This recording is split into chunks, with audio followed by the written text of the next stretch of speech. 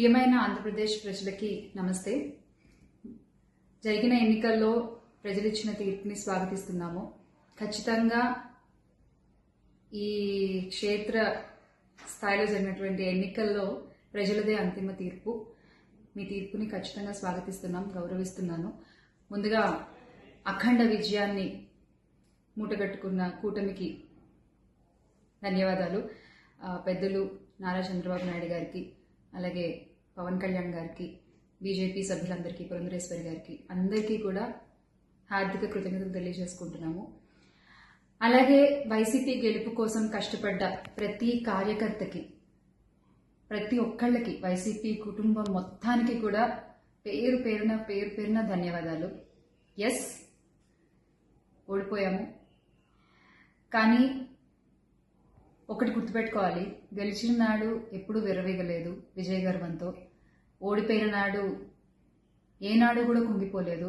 అలాగే ఈసారి కూడా మన జగన్మోహన్ రెడ్డి గారు మరింత బలాన్ని పుంజుకుని మళ్ళీ ఖచ్చితంగా మీ అందరి సపోర్ట్తో మనందరం కలిసి జగనన్నతో నడిస్తే ఖచ్చితంగా మళ్ళీ ఒక మంచి ప్రభుత్వంగా మనం ఏర్పాటవుతాము. దేవుడిపై నమ్మకం ఉంచి ప్రజలకి మంచి జరగాలని కోరుకుంటూ, ఎస్, ఎప్పటికీ జగనన్నతోనే అందరం కలిసి నడుద్దాము, మంచి చేద్దాం. ఏదైనా ప్రజలకి మంచి జరగడం ముఖ్యం. ఈ 5 ఏళ్లు కూడా ఆంధ్రప్రదేశ్కి ఎంత మంచి జరగాలో అంత మంచి జరగాలని మనస్ఫూర్తిగా కోరుకుంటున్నాను. జై వైసీపీ, జై జగన్. థ్రెటనింగ్ కాల్స్ గురించి వచ్చేసరికి, ఎస్, చాలా కాల్స్ వస్తున్నాయి, చాలా బెదిరిస్తున్నారు. ఒక రకమైన భయంగానే ఉంది నాకు కూడా.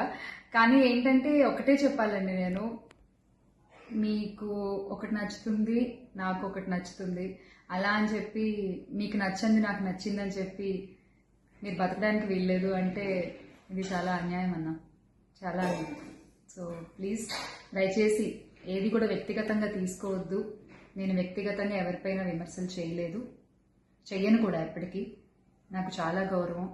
ఎవరన్నా కూడా వ్యక్తిగత విమర్శలు ఏవి నేను ఎప్పుడు చేయలేదు, చేయను, మళ్ళీ చెప్తున్నాను. సో దయచేసి మీరు కూడా ఏది పర్సనల్గా తీసుకోవద్దు. ఎస్, ఒక పార్టీని గెలిపించేటువంటి ప్రయత్నంలో నేను ఎంత చేయాలో అంతా చేశాను, ఉన్నదే చెప్పాను, లేనిది ఎక్కడా మాట్లాడలేదు. దయచేసి దాన్ని అర్థం చేసుకుంటారని కోరుకుంటున్నాను.